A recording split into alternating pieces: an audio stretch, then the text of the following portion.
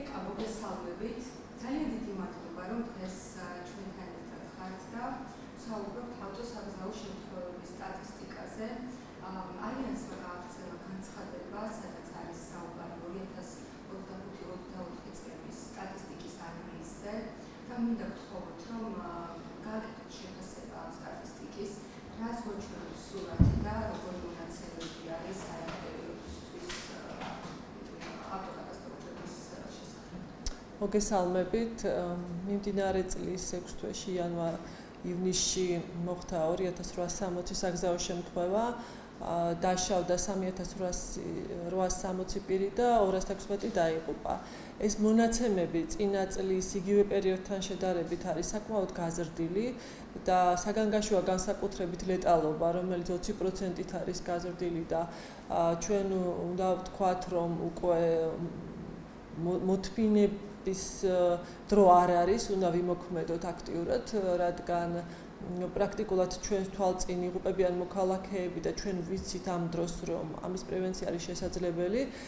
მოგეხსენებათ, შარშან ფინეთმა მოახერხა ნულოვანი ლეტალობა, ანუ მთელი წლის განმავლობაში არც ერთი ადამიანი არ დაღუპულა საგზაო შემთხვევებში, რაც არის ძალიან დიდი გამარჯვება არა მხოლოდ ჰელსინკისთვის, არამედ ყველა იმ ადამიანისთვის, ვისაც ჯერა, რომ ნულოვანი ხედვა გამართლებულია. შესაბამისად, ჩვენ საქართველოს შეიძლება ბუნებრივი ერთ წელიწადში ეს ვერ მოვახერხოთ, მაგრამ შეგვიძლია კაფიოდ შევამციროთ ყოველწლიურად დაღუპვა და მძიმე დაშავება საგზაო შემთხვევებში.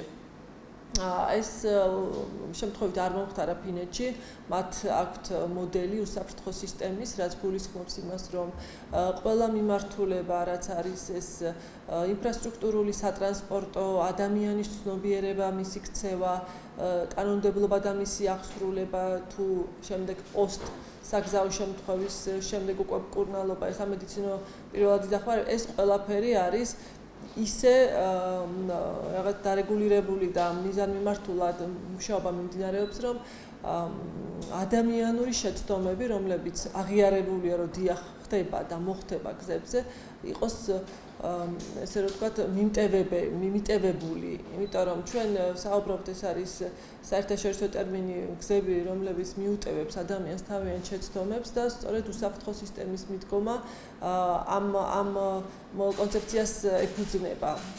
ამიტომ სახელმწიფოს როლი არის აქ ძალიან მნიშვნელოვანი, ისევე როგორც საზოგადოების, იმიტომ რომ ყველა ის უწყება, რომელიც ჩართულია საკოორდინაციო რგოლში, რაც დღეს ქვეყანაში გვაქვს საგზაო უსაფრთხოების ეროვნული სტრატეგიის განხორციელების ნაწილში და ჩვენ ვიცით ყველა უწყება, რომელიც ანგარიშვალდებული და პასუხისმგებელია სატრანსპორტო მიმართულებით, ინფრასტრუქტურული, საკანონმდებლო თუ სხვა ჩართული არის საკოორდინაციო რგოლში. საქართველოს აქვს ასევე ვალდებულება და თავისი მიზანი ეროვნული სტრატეგიის მიხედვით 20-25 წლისთვის შეამციროს 25%-ით მძიმე შედეგები, რაც უნდა შევადაროთ 20 წლის მონაცემებს. ხოლო 20-30 წლისთვის მთლიანობაში 50%-ით, ანუ ეს არის გაეროს მოქმედების დეკადა, რომლის მიზანი არის 10 წლის განმავლობაში 50%-ით შემცირდეს ლეტალობა და მძიმე დაზიანება და საქართველოს არის ამის ნაწილი. შესაბამისად, უნდა ვიმოქმედოთ, იმიტომ რომ შემცირების ნაცვლად თვალსა და ხელშუა ვხედავთ, რომ იზრდება მძიმე შემთხვევები. აი, თავარი მიზეზები რა არის, რის გამოც ხდება ეს ავტოკატასტროფები, თავარი გამოწვევი მიზეზი რა არის ამ ყველაფრის და როცა ვლაპარაკობთ იმაზე, რომ სახელმწიფოს მოგზაურობს ვლაპარაკობთ, რა უნდა გაკეთდეს იმისთვის, რომ ეს სტატისტიკა შემცირდეს და ასეთი საგანგაშო ვითარება აღარ პირველ რიგში ჩვენ უნდა ხაზგასმით აღვნიშნოთ, რომ სტატისტიკა, რომელიც გროვდება დღეს, არის მასში არის მხოლოდ ფიქსირებული ადამიანური შეცდომებით გამოწვეული შემთხვევები. ეს არის სიჩქარის გადაჭარბება, ეს არის არასწორი მანევრირება, საპირისპირო ზოლში გადასვლა და მოძრაობის გაგრძელება და სხვა. ეს სტატისტიკა კიდევ უფრო გასაუმჯობესებელია თავისთავად, მაგრამ მთავარია, რომ ბაზისი არის უნდა დავაშენოთ. ჩვენ უნდა გქონდეს სტატისტიკა, რომელიც გვეტყვის ინფრასტრუქტურის ხარვეზის გამო, ან ტრანსპორტის გამომართაობის გამო მოხდა შემთხვევები, ან ეს იყო კომბინირებული შემთხვევები. ჩვენ უნდა გქონდეს მთლიანი სურათი და არა მხოლოდ ადამიანურ შეცდომებზე დაფუძნებული. შესაბამისად, სახელმწიფოს უფრო გაუადვილდება, როდესაც გვაქვს მთლიანი მიზეზები წარმოდგენილი, მიზანმიმართულად უკვე შავ წერტილებს ებრძოლოს ის რეფორმები გაატაროს, რომელიც ხელს უშლის საგზაო შემთხვევების შემცირებას და ყველა გატარებული რეფორმა პირდაპირ კავშირში უნდა იყოს შედეგებთან. სხვა შემთხვევაში არც ერთ ჯარიმის გაზრდას ან არც ერთ საკანონმდებლო ცვლილებას არ აქვს მნიშვნელობა, თუ მან შედეგი არ მოგვიტანა და ჩვენ გვესმის არაერთი რეფორმა გატარებულა ამ ქვეყანაში ამ მიმართულებით და მათ მეორე წელსვე ქონიათ, როგორც კი ძალაში შევიდა, წლის განმავლობაში შედეგი ქონია, იგივე როგორც ხულათა სისტემა, ეს იყო 2017 წელს და შემცირდა 12-15%-ით შემცირდა მძიმე შედეგები. ეს ნიშნავს იმას, რომ ჩვენ შეგვიძლია მივახციოთ პროგრესს ამ საკითხში. უბრალოდ, როდესაც შევხედავთ, რომ რეფორმას რაღაც ხარვეზები აქვს, დროულად უნდა აღმოვხრათ. ეს გვაკლია მიზანმიმართული მოქმედება და განხორციელება ჩვენი ეროვნული გეგმის. სიჩქარის გადაჭარბების პრობლემა, რომელიც ისევ და ისევ რჩება და ამ დარგის სპეციალისტები, არასამთავრობოები ვიცით, რომ წლებია ითხოვთ ლიმინტების შემცირებას. ამის მნიშვნელობაზე ვთქვათ, რატომ დგას ეს პრობლემა საქართველოში და რა არის ის ზღვარი, რომლის აწესებასაც თქვენ უთხოვთ?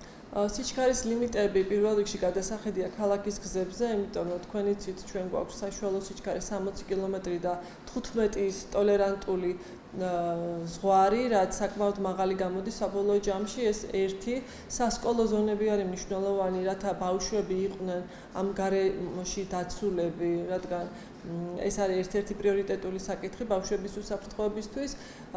ქულათა სისტემის აღსრულება უნდა მოხდეს სიჩქარის გადაჭარბება, ქულების ჩამოკლებით, ოღონდ არა საპატრულოს მიერ, არამედ კამერების მეშვეობით, იმიტომ რომ ჩვენ უნდა დადგეს ის დღე ამ ქვეყანაში, რომ სიჩქარის გადაჭარბებას მივხედოთ და პრევენცია გავაკეთოთ ამ დარღვევის, იმიტომ რომ წლებია და აწლევლებია, ეს არის წამყვანი დარღვევა, რომელიც ფატალურ შედეგებს იწვევს.